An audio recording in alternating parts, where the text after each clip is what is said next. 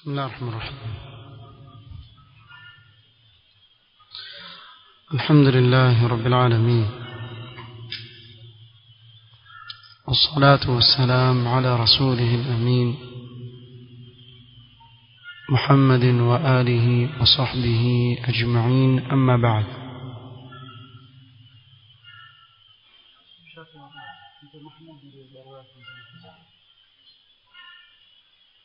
leo ikiwa ni tarehe 4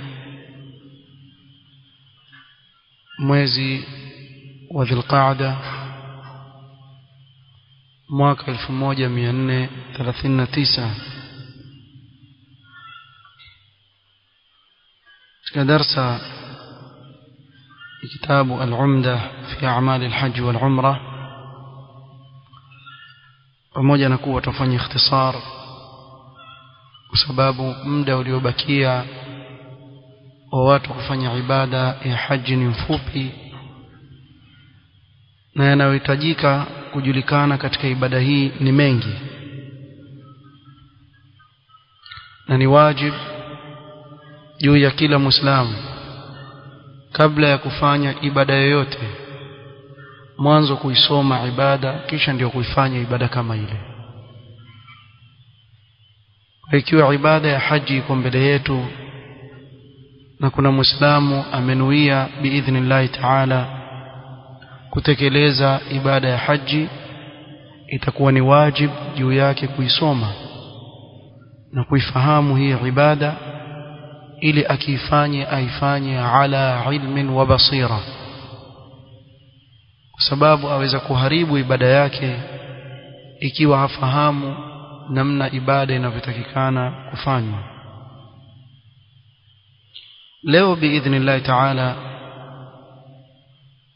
tuendelea kusoma ibada ya umra, tukiwa tumemalizia yanayofungamana na kuhirimia, tukazungumzia tawaf al-qudum ama tawaf al-umra, na leo insha Allah ta'ala tutaanza fi a'mal as-sa'i baina as-safa wal-marwa, matendo ya sa'i baina safa na marwa. اولا اذا فرغ المحرم من طوافه خرج الى المسعى، anapomaliza muhrim kufanya tawafi yake atatoka aelekee mas'a, na mas'a ni ile sehemu ambayo watu hufanya ibada ya sa'i kutoka Safa kuelekea Marwa, kutoka Marwa kurudi Safa. فإذا دنا من الصفا قرأ قوله تعالى، akikaribia katika mlima wa Safa ataisoma kauli yake Allah subhanahu wa ta'ala: إن الصفا والمروة من شعائر الله فمن حج البيت أو اعتمر فلا جناح عليه أن يطوف بهما ومن تطوع خيرا فإن الله شاكر عليم. hii aya ni sunna kuisoma mtu anapofika Safa. Pengine mtu aweza kusema, lakini mimi sikuhifadhi hiyo aya. Waweza kwenda na kitabu chako ambacho ndani yake kumeandikwa hii aya ukasoma, au ukitizama juu kwenye kuta zile utakuta imeandikwa hii aya, soma pale, ni hii aya imeandikwa.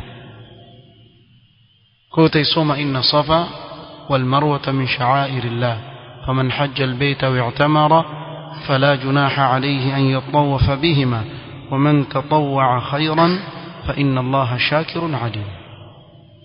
ويقول kisha pia atasema kama alivyosema Mtume sallallahu alayhi wasallam: nabda'u bima bada Allahu bihi, tuanza pale alipoanza kupataja Allah subhanahu wa ta'ala.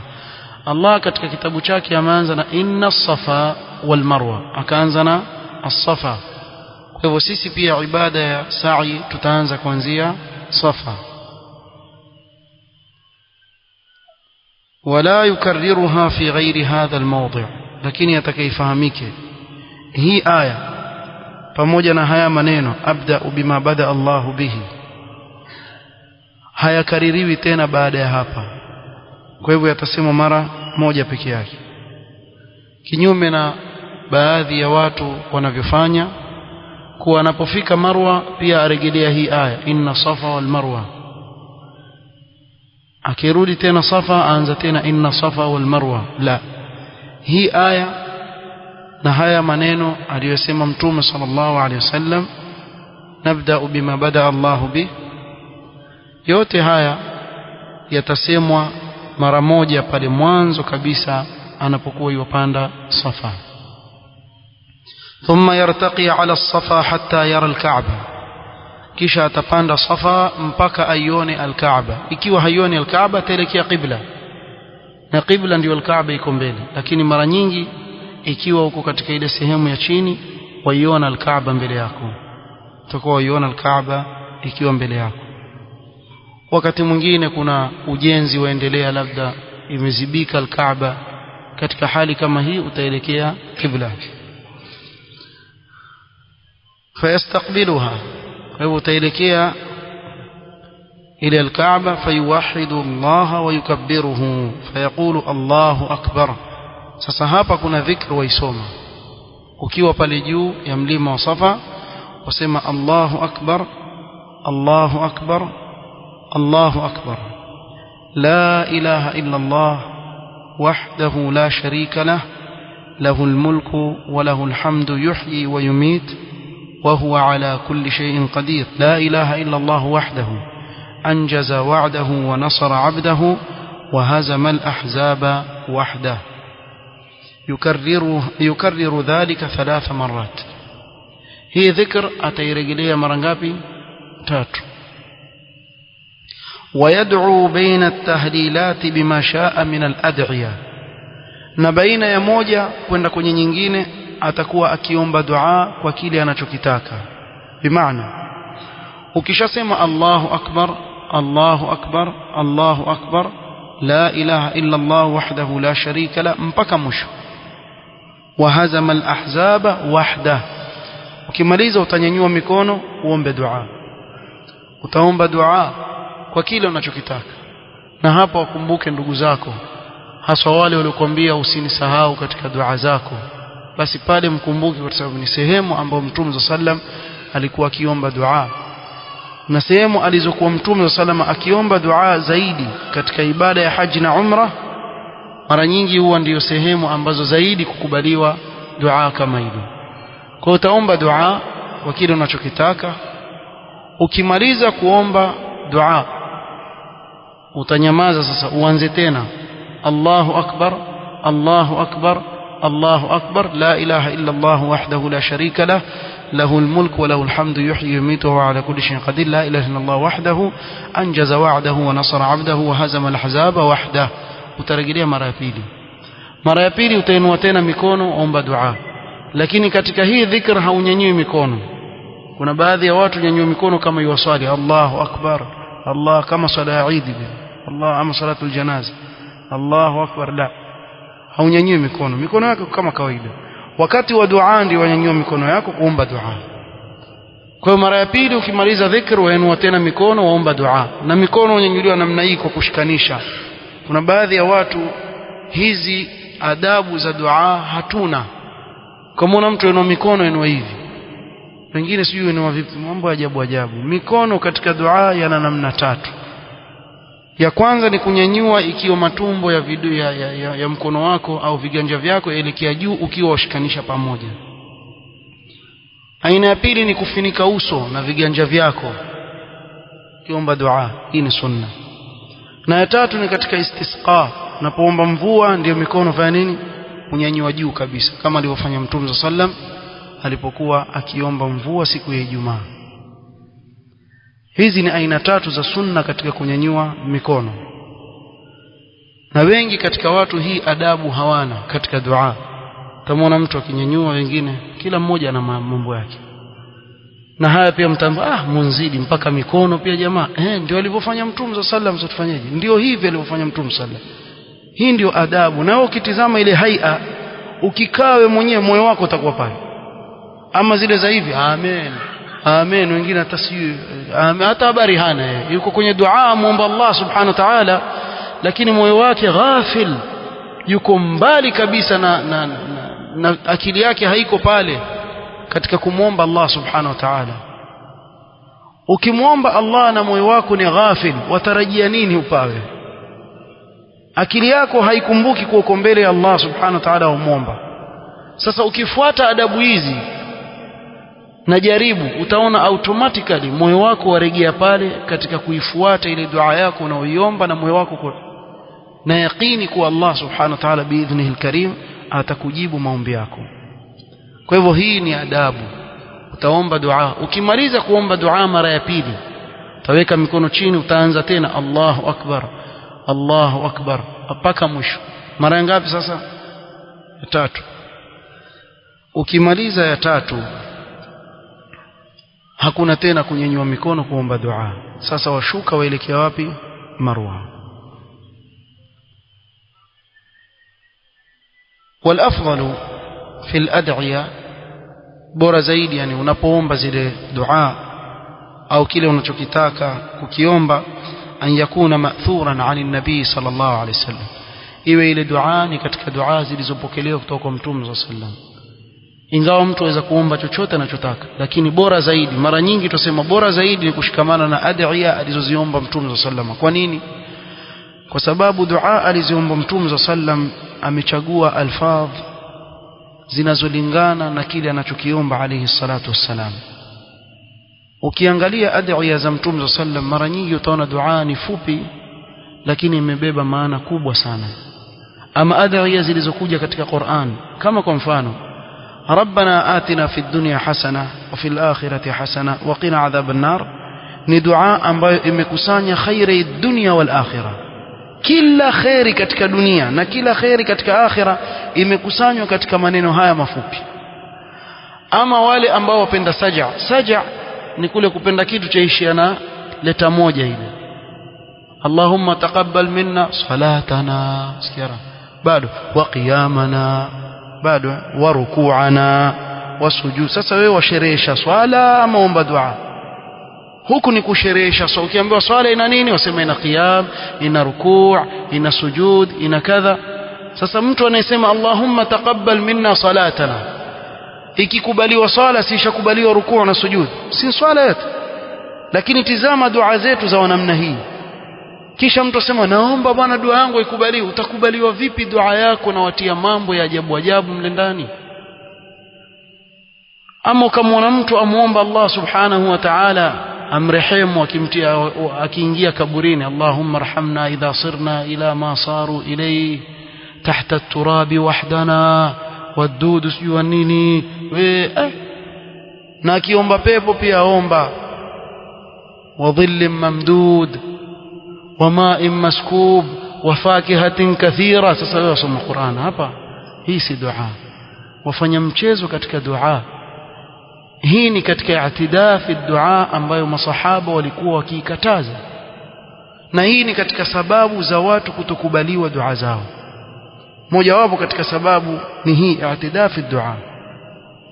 Ukimwomba Allah akuepushe na moto, sema Allahumma inni a'udhu bika minan nar, khalas, utaepuka silisili za moto, utaepuka kila aina adhabu iliyo ndani ya jahannam, wal iyadhu billah. Na ukimwomba Allah pepo, utapata kila kilichoko ndani ya pepo. Kwa hivyo katika dua yako usianze kusherehesha pepo iko hivi na hivi na vile. Haya ni katika makosa ambayo yafanyika katika dua. Kwa hivyo iwe ni bora zaidi mtu akiomba dua aombe dua zilizokuja kutoka kwa Mtume sallallahu alaihi wasallam, utaepuka mengi sana. Na leo alhamdulillah kuna vitabu vidogo vidogo vingi wamekusanya maulama zile dua zilizothubutu katika Qur'an na sunna ya Mtume sallallahu alaihi wasallam. Chukua, omba. Ingawa ikiwa mtu ana shida zake aweza kuomba, hakuna shida yote, isipokuwa asitie mambo ambayo yataharibu ile dua. Na dalili ya haya tuliyotaja hadithi ya Abi Hurairah radhiyallahu anhu qala falamma faragha min tawafihi ata as-safa fa'ala alayhi hatta nadhara ila al-bayt ورفع يديه فجعل يحمد الله ويدعو بما شاء أن يدعو. kaeleza kuwa Mtume sallam alipomaliza tawaf akaenda Safa, kisha akaleta ile dhikra, akanyanyua mikono yake akawa yomuomba Allah subhanahu wa ta'ala kila alichomuomba.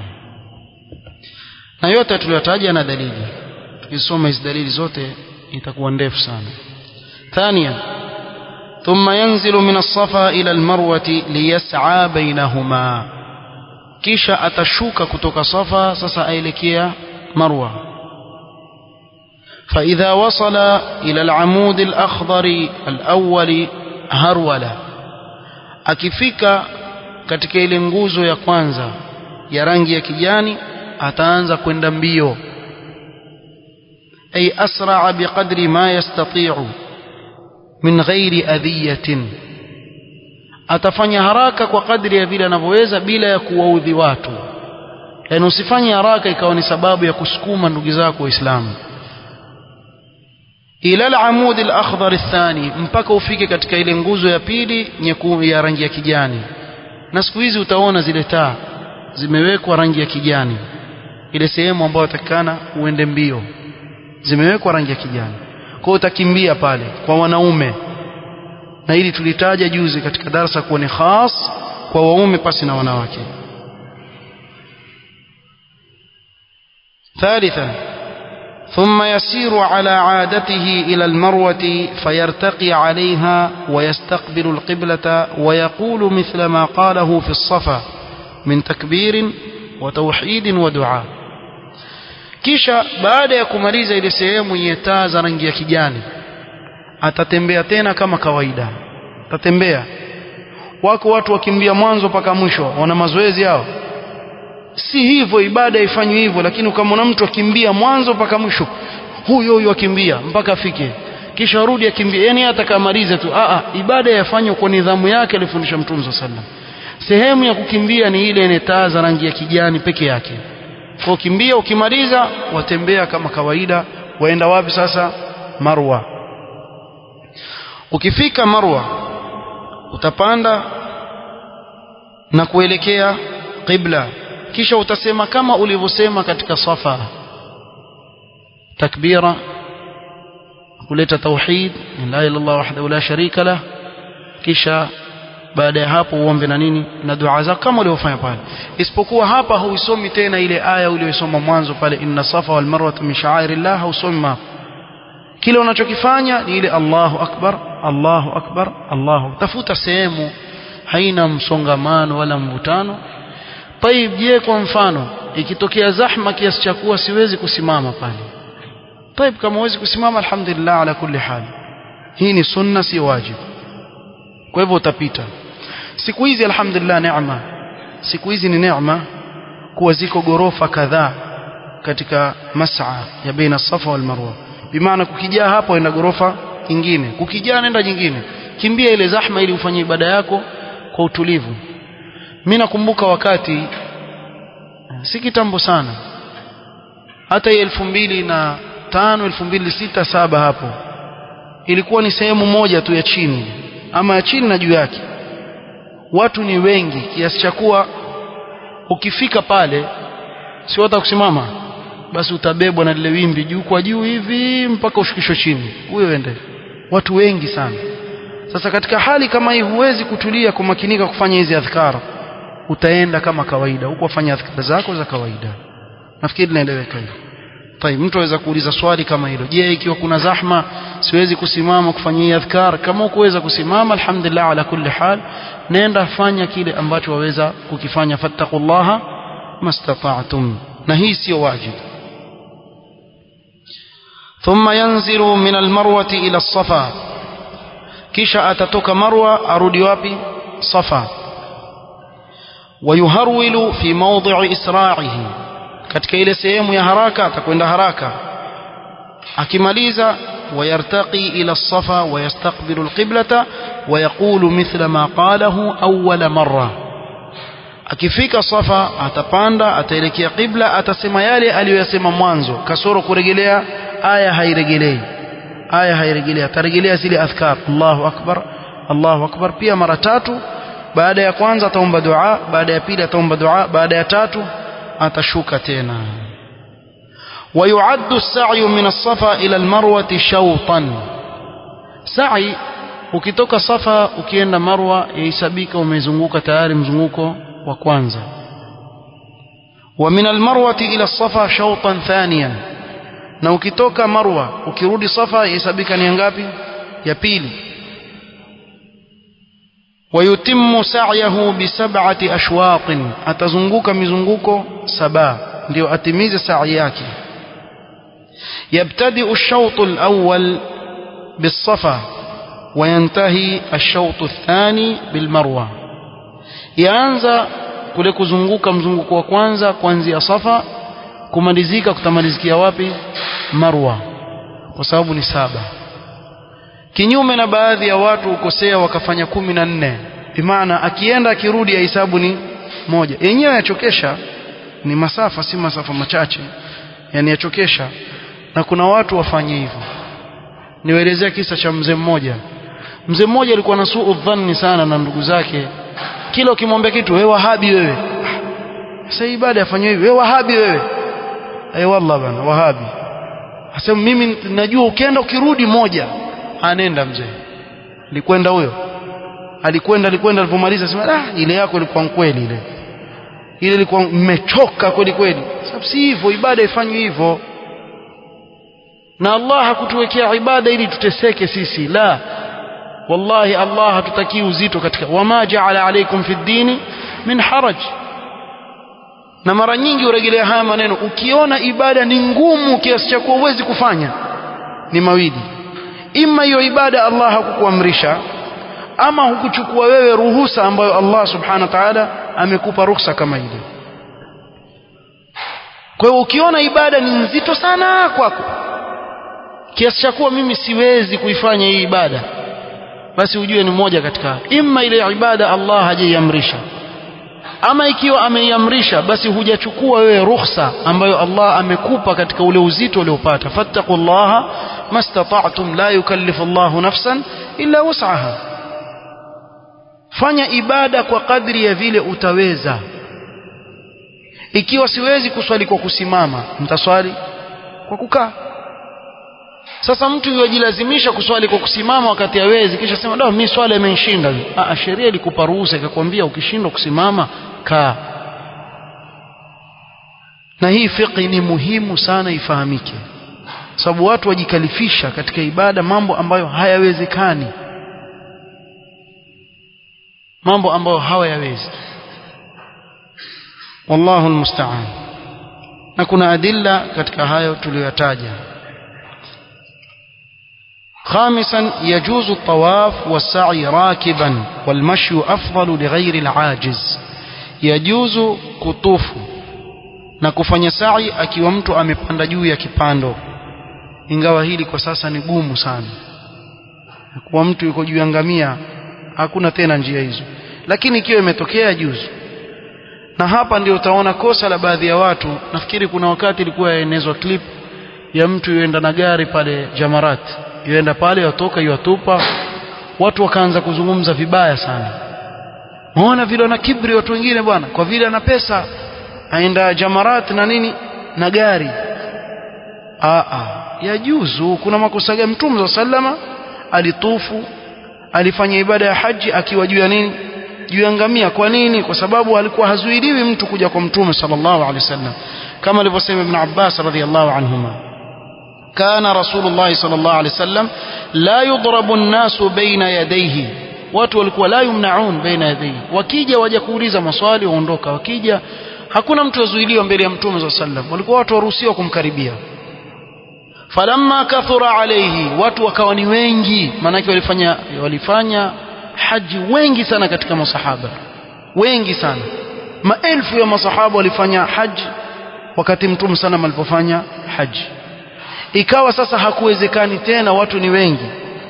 Ibn Abbas asema rakiba, ikabidi apande juu ya ngamia ili watu wamuone namna alivyokuwa akifanya ile ibada. Kisha akasema Ibn Abbas walmashyu was-sa'yu afdalu, lakini kutembea ni bora zaidi. Mtume sallama aliwacha kutembea kwa dharura hiyo, ingawa yajuzu, wala hakuna katazo la mtu kutufu au kwenda sa'i baina Safa wal Marwa au kwa mfano jamarat akaenda na gari yake, nani amkataza? Hakuna kukataza, lakini tutasema kuwa kutembea ni bora zaidi, ajiri yake ni kubwa zaidi. Kuna makosa ambayo hufanywa na watu katika ibada ya sa'i, na mimi nitayataja kwa kifupi.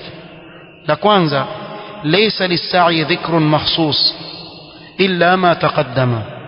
Sa'i haina dhikr khas isipokuwa ile tuliyotaja, ile thubutu kutoka kwa Mtume sallallahu alaihi wasallam. Kwa hivyo ataleta katika sa'i yake kile anachokitaka yeye katika adhkar na ad'iya, tasoma Qur'an, ataomba dua katika sa'i yake, itakuwa hali ni kama hiyo.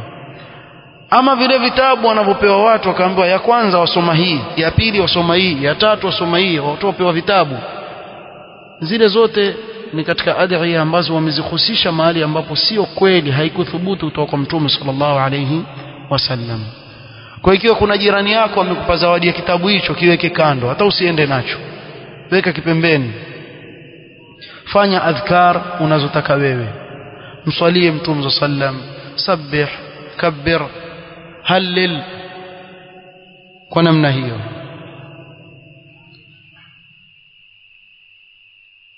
Na katika sunna ni alharwala, kufanya haraka, as-sa'i shadid baina al-alamain al-akhdarain fi jami' ashwat as-sa'i. Ni sunna pale kwenye alama za kijani kwenda haraka. Na katika tawaf hakuna ramal, hakuna yani harwala, yani bimaana watu hawakimbii katika tawaf, wa inma fihi ar-ramal, ni kwenda haraka tu, ile mwendo haraka ukitikisa mabega katika mizunguko mitatu ya mwanzo peke yake. Na baina ya ruknain, al-rukn al-yamani na al-hajar al-aswad, atakuwa fanini, atembea kama tulivyotaja. Si katika sunna kufanya ittibaa katika sa'i. Ittibaa ni kule kuweka bega lako la kulia likawa liko nje. Kuna baadhi ya watu nilitaja hapa, kuanzia airport yeye apande ndege, ikiwa alivaa yeye ile ihram, yani nguo ya ihram, utaona yeye kwa palake ameliweka nje na bega lake yuenda tu, yendao tu, endao huku, akienda huku, iko hivyo hivyo mpaka amalize, bega lake liko nje. La, bega lako litakuwa nje wakati wa tawaful qudum peke yake. Unapoingia haram, wataka kuanza tawafu, ndio watoa bega lako la kulia waliweka wazi, kisha ndio anza. Ukimaliza tu, kitu cha kwanza ukimaliza tawafu yako ni kufinika nini? Mabega yako, kwa sababu ukiswali ni makruh kuswali na bega likiwa liko wazi, kwa utafunika mabega yako. Na yajuzu kutumia pini hivi kuzuia ile nguo yako, kama wakati wa kuswali siwe ikishuka kwa mfano, yajuzu kufunga pini, la basa.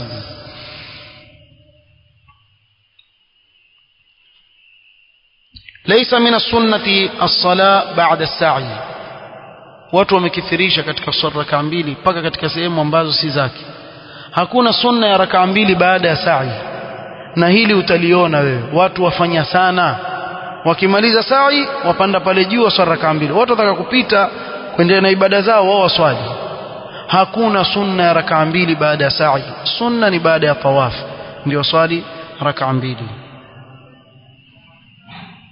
Wengine wako katika wanaoviona walikwenda kuwa kuna sunna, lakini haikuthubutu hiyo sunna ya kusali raka mbili baada ya sa'i. Ni hadith dhaif, haikuthubutu kutoka kwa Mtume sallallahu alayhi wasallam.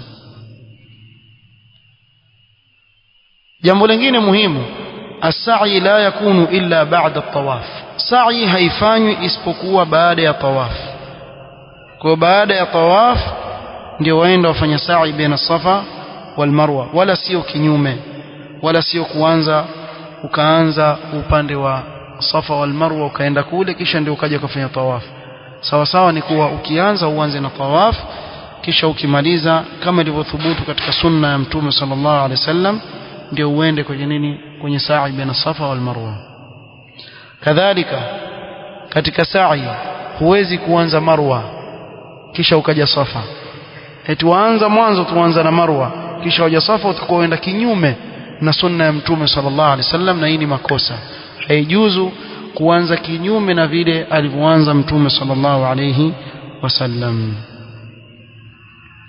Haya ni katika makosa ambayo hufanyika katika sehemu kama ile, watu wanapofanya sa'i baina Safa wal Marwa. nafikiri nitasimamia hapo insha Allah taala, na kufikia hapa itakuwa tumemalizana na nini, na sa'i baina Safa wal Marwa. Tukija tuzungumzia fi amali alhalqi والتقصير, kupunguza nywele au kunyoa kipara baada ya kufanya sa'i baina Safa wal Marwa. Kuna jambo linalofuata nalo ni la kunyoa, hilo tutakuja kulizungumzia na itakuwa ndio mwisho wa kuzungumzia umra, kisha tuingie katika kuizungumzia haji kuanzia يوم التروية ambao ni tarehe 8 ya Dhulhijja biidhnillah ta'ala. Naktafi bihadha alqadr wa nas'al Allah yanfa'ana bima 'allamana wa an yazidana 'ilma wa an la yakilana ila anfusina tarfata 'ain. وصلى الله وسلم على نبينا محمد وعلى آله وصحبه وسلم. سبحانك اللهم وبحمدك أشهد أن لا إله إلا أنت أستغفرك وأتوب إليك. بارك الله فيك.